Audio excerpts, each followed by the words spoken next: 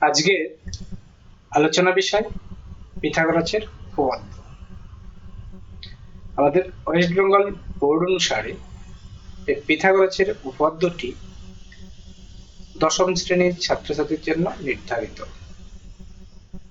কিন্তু এই উপপাদ্যের প্রয়োগ নবম শ্রেণীর ছাত্রছাত্রীদের বিভিন্ন গণিতের ক্ষেত্রে কিংবা পদার্থবিদ্যায় ব্যবহার করতে হয়। সেই কারণে পিথাগোরাসের উপপাদ্যটি তথ্যচিত্রের মাধ্যমে তুলে ধরার চেষ্টা করছি। পিথাগোরাসের মূল উপপাদ্যটা কি বলছে? কোন সমকোণী ত্রিভুজের অতিভুজের উপর অঙ্কিত বর্গক্ষেত্রের ক্ষেত্রফল অপর দুই বাহুর উপর অঙ্কিত বর্গক্ষেত্রের ক্ষেত্রফলের সমষ্টি সমান।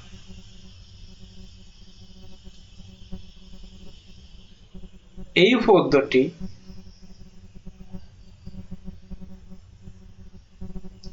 জানতে প্রথমত বর্গক্ষেত্রের ক্ষেত্রফল সম্বন্ধে পূর্ণমাত্রা একটা ধারণা থাকা প্রয়োজন, বা বর্গক্ষেত্রের ক্ষেত্রফল কিভাবে নির্ধারিত হয়, কিভাবে বের করা যায়, সেই ধারণাটা পরিষ্কার থাকলে এই পদ্ধতি খুব সহজে বোঝা সম্ভব, এবং তথ্যচিত্রের মাধ্যমে তা প্রমাণ করার বা বোঝানোর চেষ্টা করছি। সেটা ঠিকঠাক বুঝলে গণিত কিংবা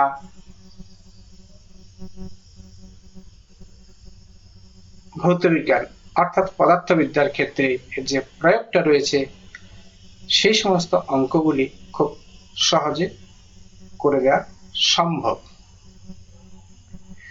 এই উপপাদ্যটি যেভাবে আমি বিশ্লেষণ করার চেষ্টা করছি একটু বড় হয়ে যায় বলে তিনটি খণ্ডে বিভক্ত করে আলোচনা করা হবে। এখন যে অংশটি আলোচিত হচ্ছে সেটা হচ্ছে প্রথম পার্ট। এর মধ্যে থাকবে প্রধানত তথ্যচিত্রের মাধ্যমে প্রমাণ ও প্রয়োগের ক্ষেত্রে একটু সতর্কতা। কি? যদিও উপপাদ্যটি ক্ষেত্রফল বিষয়ক, কিন্তু প্রয়োগটা দৈর্ঘ্যের ক্ষেত্রে।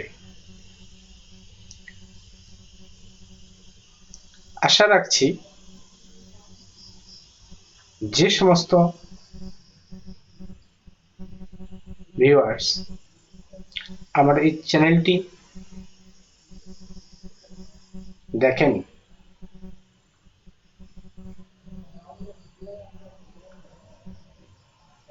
তারা প্রত্যেকেই আমার নিকটস্থ। তাই আশা রাখবো তারা সামান্য একটু সময় নষ্ট হলেও একটু দেখবেন,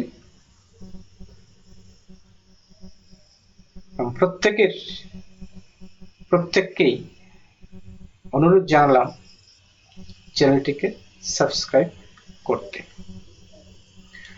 তাহলে মূল আলোচনায় আসা যাক। নিচে যে একটি ছবি দেখানো হলো সেই ছবির মধ্যে দেখা যাচ্ছে মাঝের দিকে একটি সমকোণী ত্রিভুজ রয়েছে। সেই ত্রিভুজের অতিভুজটা নিচের দিকে, তার উপর একটা বর্গাকার ক্ষেত্র রয়েছে, তার যে ক্ষেত্রফল আর বাকি যে দুটি বাহু রয়েছে তার উপর অঙ্কিত যে দুটি ক্ষেত্র বর্গাকার তার সমষ্টি সমান। শুরুতে একটি কথা বলেছিলাম, এই তথ্যচিত্রটি পরিষ্কারভাবে জানতে হলে বা বুঝতে হলে প্রথমত বর্গক্ষেত্রের ক্ষেত্রফল সম্বন্ধে একটু পরিষ্কার বা স্বচ্ছ একটি ধারণা থাকা দরকার। তার জন্য এই অংশটি পুনরায় উল্লেখ করলাম। কি? দেখা যাচ্ছে প্রথমে একটি ছোট্ট বর্গাকার ক্ষেত্র রয়েছে, তার বাহুর দৈর্ঘ্য 1 সেন্টিমিটার করে, তাই তার ক্ষেত্রফলটা 1 বর্গ সেন্টিমিটার। কারণ বর্গক্ষেত্রের ক্ষেত্রফল বাহুর দৈর্ঘ্য গুণন দৈর্ঘ্য, অর্থাৎ দুই দিকের দৈর্ঘ্যটাই 1 করে গুণ করে 1 বর্গ সেন্টিমিটার। দ্বিতীয় যে চিত্রটা দেওয়া আছে তার বাহুর দৈর্ঘ্য 2 সেন্টিমিটার, তাই তার দৈর্ঘ্য যেমন 2, প্রস্থটা 2, তাই 2 গুণন 2 গুণ করলে কত হচ্ছে? 4 সেন্টিমিটার স্কোয়ার বা 4 স্কোয়ার সেন্টিমিটার বা 4 বর্গ সেন্টিমিটার। তারপরের যে ছবিটা দেওয়া আছে তার বাহুর দৈর্ঘ্য 3 সেন্টিমিটার, তাই এই বর্গক্ষেত্রের ক্ষেত্রফল 3 স্কয়ার, 3 তিরিক্ষা 9 বর্গ সেন্টিমিটার। তারপর যেটা রয়েছে তার বাহুর দৈর্ঘ্য 4 সেন্টিমিটার করে, তাই তার ক্ষেত্রফল 4 গুণন 4, 4 4 16 বর্গ সেন্টিমিটার। পরের যেটা রয়েছে বাহুর দৈর্ঘ্য 5, তাই ক্ষেত্রফল 5 গুণন 5 অর্থাৎ 25 বর্গ সেন্টিমিটার।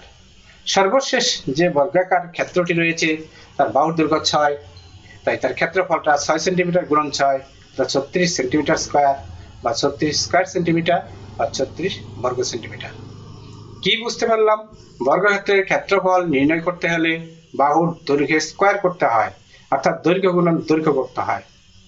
এইভাবে আমরা বর্গাকার কোনো ক্ষেত্রের ক্ষেত্রফলটা নির্ণয় করতে পারি।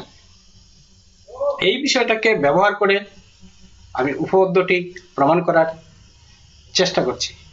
পিথাগোরাসের উপপাদ্যের মূল বিষয় কি ছিল?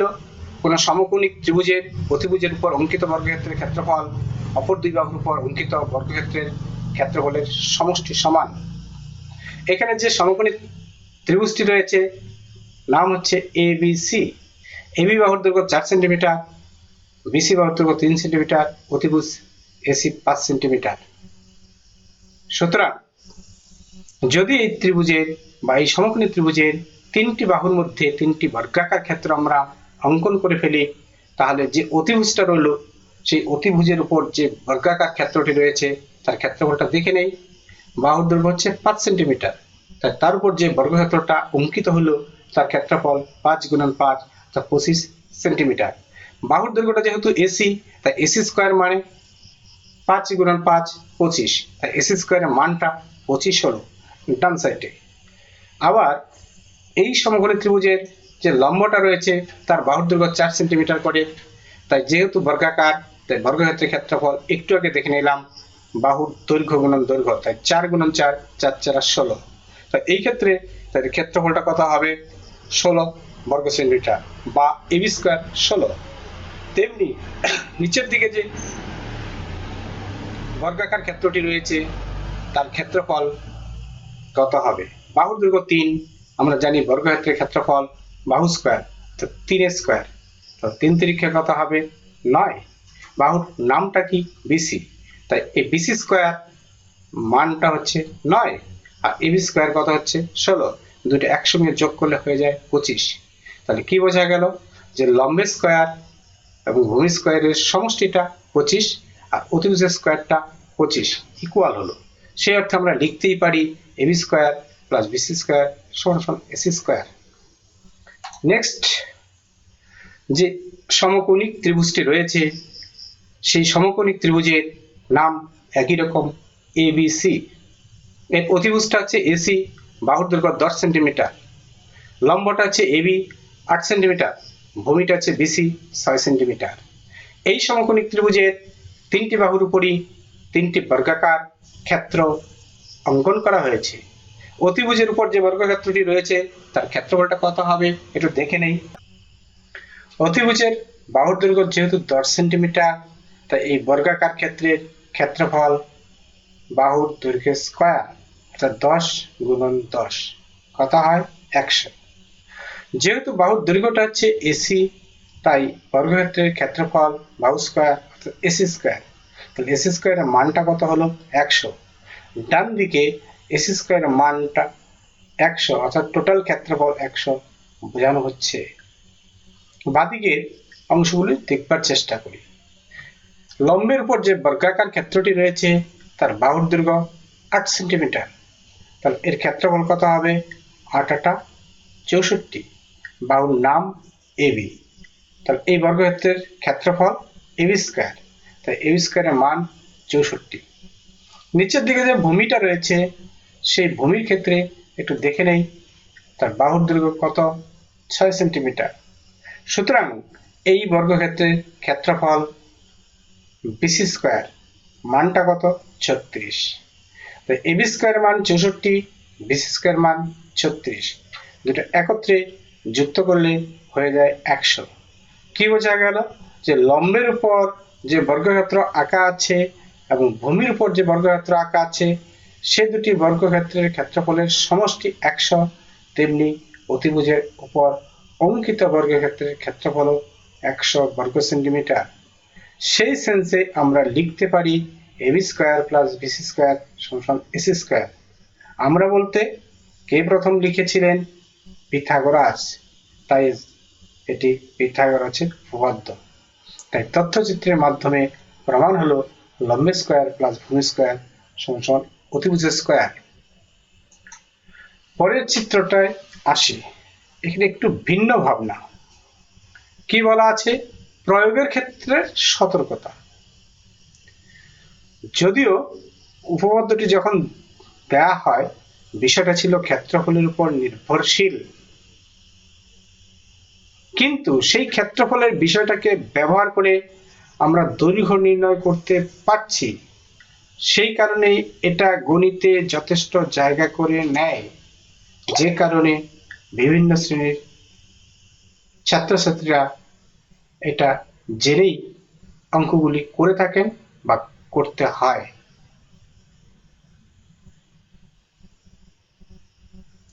সেই ক্ষেত্রফল থেকে বাহুর দৈর্ঘ্যে কিভাবে আসা যায় একটি ছোট্ট ছবির মধ্যে দিয়ে বোঝানোর চেষ্টা করছি।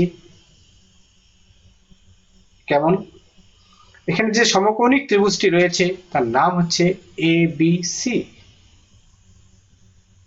AC হচ্ছে অতিভুজ, তার দৈর্ঘ্যটা আমরা জানি না। ABটা 12 সেন্টিমিটার, ভূমি BC 5 সেন্টিমিটার।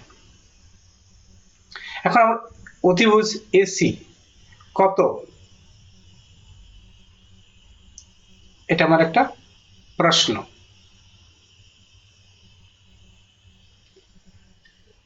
পদ্ধতি: প্রথমত লম্বের স্কয়ার ভূমি স্কয়ার থেকে আমরা অতিভুজের স্কয়ারটা জানি। আগের দুটি তথ্যচিত্রের মধ্যে তা দেখলাম। তাহলে এবি স্কয়ারটা কত হবে? এবি ক্ষেত্রে এবি বাহুর দৈর্ঘ্য ছিল কত? 12। তাহলে 12 স্কয়ার কত হয়? 144। তাই লম্বের উপর যে বর্গক্ষেত্রটা আঁকা আছে তার ক্ষেত্রফল 144। তেমনি যে ভূমিটা রাখা আছে তার বাহুর দৈর্ঘ্য 5 এবং নাম হচ্ছে বিসি, তাই ক্ষেত্রফল বিসি স্কয়ার কত হবে? 5 × 5 = 25। ভুলবশত 24 লেখা হয়েছে এখানে, কিন্তু যোগটা ঠিক দেখানো হয়েছে। অর্থাৎ AB square plus BC square সমান 169। তাহলে কি বোঝা গেল? যে লম্বের উপর অঙ্কিত বর্গের ক্ষেত্রফল ও ভূমির উপর অঙ্কিত বর্গক্ষেত্রের ক্ষেত্রফলের সমষ্টি 169। তাহলে অতিভুজের উপর যে বর্গক্ষেত্রটি আছে তার ক্ষেত্রফল 169 হবে। বাহুর দৈর্ঘ্যটাকে এসি বললে তাহলে এসি স্কয়ারটা 169। তাহলে শুধু এসি কত? √169। তার মানে এসিটা কত হয়ে গেল? 13। অর্থাৎ এই ক্ষেত্রে আমরা ক্ষেত্রফল থেকে বাহুর দৈর্ঘ্যে আসতে পারলাম। এইভাবেই ভৌত বিজ্ঞানের বেশ কিছু অঙ্ক, গণিতের ক্ষেত্রে পরিমিতির, বর্গক্ষেত্রের কর্ণের দৈর্ঘ্য, আয়তক্ষেত্রের কর্ণের দৈর্ঘ্য, সমবাহু ত্রিভুজের মধ্যমার দৈর্ঘ্য আমরা পিথাগোরাসের সূত্র প্রয়োগ করে নির্ণয় করে থাকি। শুধু তাই নয়, মূলত সরণের পরিমাপ এই পদ্ধতিতে নির্ণয় করা হয় বা পিথাগোরাসের সূত্র প্রয়োগ করে সরণের পরিমাপ নির্ণয় করা হয়। সেটা পিথাগোরাসের উপপাদ্যের একটা বড় গুরুত্ব। সেই সরণকে সময়টা ভাগ করে বেগ পাওয়া যায়, বেগটাও এটার উপর নির্ভরশীল। বেগ যখন পেলাম ত্বরণের সম্পর্কটাও বেগ থেকেই আসে, তাই সেটাও সম্ভব। বিভিন্ন বিষয়গুলি পরবর্তী স্লাইডে বা পরবর্তী পার্ট 2তে উদাহরণ সহকারে ভৌত বিজ্ঞানের কোন কোন অঙ্কের ক্ষেত্রে অর্থাৎ ফিজিক্সের কোন কোন অঙ্কের ক্ষেত্রে এই পিথাগোরাসের উপপাদ্যটি প্রয়োগ হয় সেটা দেখানো হবে, এবং গণিতের ক্ষেত্রে বর্গক্ষেত্রের কর্ণের দৈর্ঘ্য, আয়তক্ষেত্রের কর্ণের দৈর্ঘ্য ও অন্যান্য অঙ্কের ক্ষেত্রে কিভাবে এটা ব্যবহার করা হয় তা উদাহরণ সহকারে দেখানো হবে।